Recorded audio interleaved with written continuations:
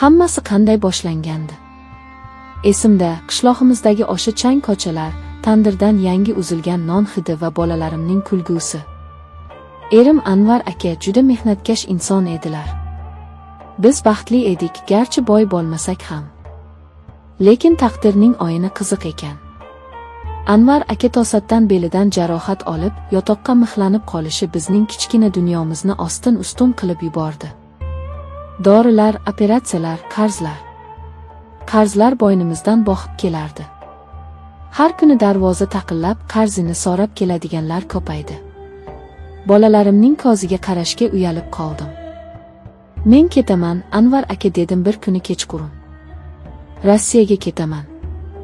Hamma ketyapti-ku. 1-2 yil ishlayman, qarzni uzamiz, uyni to'xirlaymiz, keyin qaytaman. Erimning ko'zlaridagi o'sha chorasizlik va og'riqni hech qachon unutmayman. Erkak kishi uchun ayolini mardikorlikka yuborishdan og'irroq dard bormikan? U indamadi, faqat yuzini devorga o'girib oldi.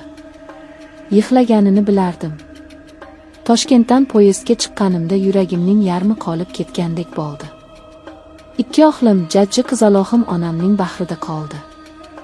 "Oyi, tez keling, biz sizni kutamiz", dedi katta o'g'lim. Men esa faqat bosh irg'adim, tomog'imga tiqilgan tosh gapirishga imkon bermasdi. Rossiya. Bu shahar meni sovuq quchoq ochib kutib oldi. Katta binolar, hamma joy beton, hamma joy kulrang. Odamlarning ko'zlari ham xuddi havosi kabi sovuq. Biz bir yerto'lada 15 nafar ayol turardik. Ishimiz oxir edi.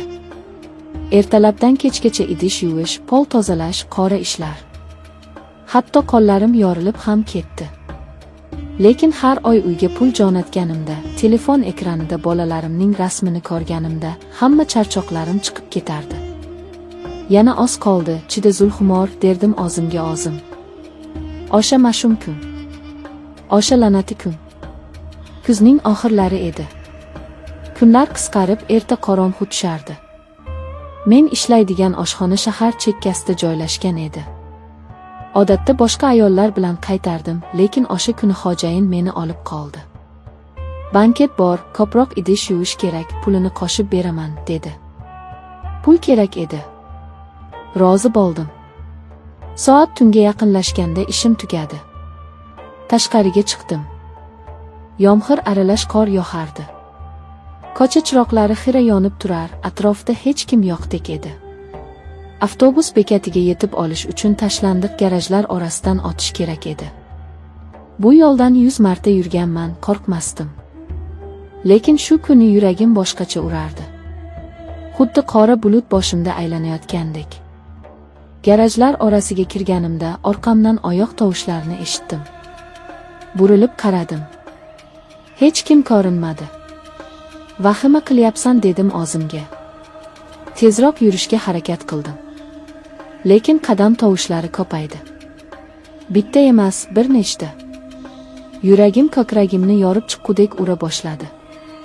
To'satdan oldimdan 2 kishi chiqdi. Orqamga qaytmoqchi bo'ldim, u yerda ham yo'limni to'sishdi. Ular ko'p edi. Juda ko'p. Chamasi 9 ta edilar. 9 ta och bori. Ularning yuzlarini ko'ra olmadim.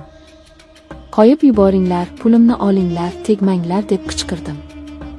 Ovozimdagi titroq o'zimga ham eshitildi.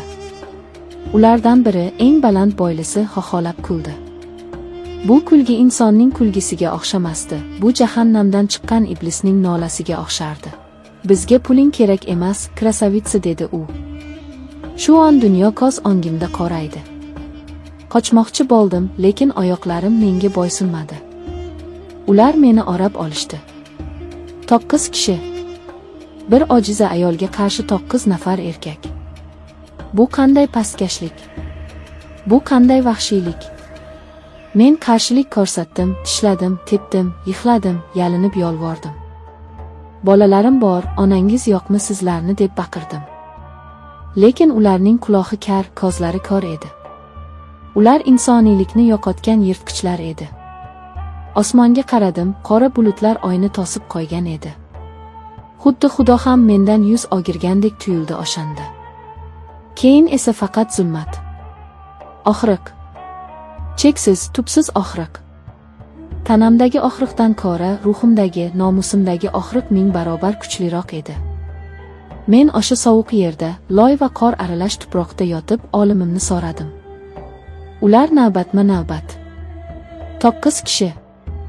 Mening ayollik sha'nimni, insonlik g'ururimni, butun hayotimni toptashdi. Ular nafaqat tanamni, balki qalbimni ham oldirishdi o'sha kecha. Qancha vaqt o'tganini bilmayman. Ular ketishdi. Meni xuddi keraksiz buyumdek tashlab ketishdi. Qorong'ulikda yolg'iz qoldim. Yomg'ir yuzimga yog'ardi, xuddi osmon mening holimga yig'layotgandek tuyulardi. O'rnimdan turishga kuchim yo'q edi. Lekin qayerdandir xayolimda bolalarimning ovozi eshitilgandek bo'ldi. Sudralib o'rnimdan turdim. Kiyimlarim yirtilgan, butun vujudim momataloq.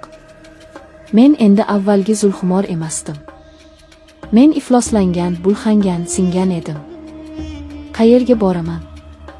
Politsiyagami? Kimga nima deyman? Meni 9 kishi xorladi deymanmi? O'zbekchiligimizda bu olimdan ham oxir-ku. El-yurt oldida qanday bosh ko'tarib yuraman? Erimning, aka-ukalarimning yuziga qanday qarayman? Buzuq degan tamg'a peshonamga bosiladimi endi? Bu savollar miyamda charx urardi. Yashaydigan joyimga qanday yetib borganimni eslolmayman. Xonadoshlarim uxlab yotishardi. Vannaga kirdim. Suvni ochib soatlab yuvindim. Terimni shilib tashlagudek ishqaladim. Tanamdagi loyni yuvib tashladim. Lekin ichimdagi kirni, o'sha iflos qonlarning izini yuvib tashlay olmasdim. Kozgudagi aksimga qaradim. U yerda tirik murda turardi. Tong otguncha yig'lab chiqdim. Ovoz chiqarib yig'lashga haqqim yo'q edi, boshqalar uyg'onib qolishi mumkin. Ichimga yutgan ko'z yoshlarim zaharga aylanib, butun vujudimni zaharlayotgandek edi. Ertasiga ishga chiqmadim. Undan keyingi kun ham. Xonadoshlarim kasal bo'lib qoldi deb o'ylashdi. Men esa rostdan ham kasal edim, faqat mening kasalimni hech qanday dori davolay olmasdi. 3 kundan keyin onam telefon qildi. Ekranda onajonim degan yozuvni ko'rib qo'lim qaltirab ketdi. Qizim, tuzukmisan? Ovozing g'alati chiqyapti, tinchlikmi? Dedi onam xavotir bilan. Tinchlik, oyi.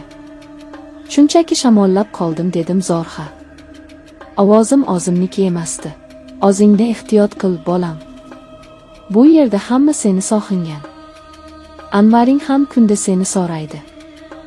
Anvaring. Bu so'z yuragimga pichoqdek sanchildi. Mening bechora kasalmand erim.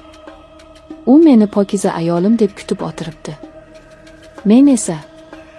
Men unga nima olib boraman? Singan g'ururimni va toptalgan nomusim nima? Kunlar o'tyapti. Men hamon shu sovuq shahardaman. Ishga qaytdim, chunki boshqa ilojim yo'q. Pul kerak. Qarzlarni uzish kerak. Lekin endi men odamlardan qo'rqadigan bo'lib qoldim. Ko'chada erkak kishi ko'rsam etim junjikib ketadi. Qorong'u tushishi bilan vahima bosadi. Har kecha tushimda o'sha tunni ko'raman. O'sha badbashara yuzlar, o'sha jirkanch kulgular, o'sha azob. Ba'zan o'ylayman, balki o'sha yerda olib qolganim yaxshimidi. Shunda hamma baxtsiz hodisa deb o'ylardi, nomusim ham toza ketardi. Endi esa men tirikman, lekin ich-ichimdan olib bo'lganman. Bu sirni hech kimga aytolmayman. Qishlog'imga qaytishni o'ylasam qo'rquvdan titrayman. Erimning ko'ziga qanday qarayman? Agar bilsa nima bo'ladi? Balki meni kechirar. Yo'q, erkak kishi buni ko'tara olmaydi. U o'zini aybdor his qiladi, eziladi yoki mendan jirkanadi. Buni ko'tara olmayman. O'tgan kuni shifokorga bordim, tekshiruvdan o'tish uchun emas, shunchaki tanamdagi jarohatlarni ko'rsatgani. U menga shubha bilan qaradi, lekin indamadi. Menga rahm qilishlarini xohlamayman. Men faqat unutishni xohlayman. Xotiramni o'chirib tashlashni xohlayman. Hozir deraza oldida o'tiribman.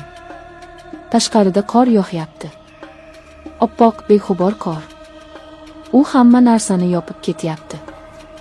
Qaniydi mening dardimni ham shunday yopib ketsa. Men Zulxumor. Bir vaqtlar baxtli ayol, quvnoq ona edim. Hozir esa kimligimni bilmayman. Men taqdirning charxpalagida ezilgan, musofir yurtda xazon bo'lgan bir gulman. Faqat bitta narsa meni ushlab turibdi. Bolalarim. Ular uchun yashashim kerak.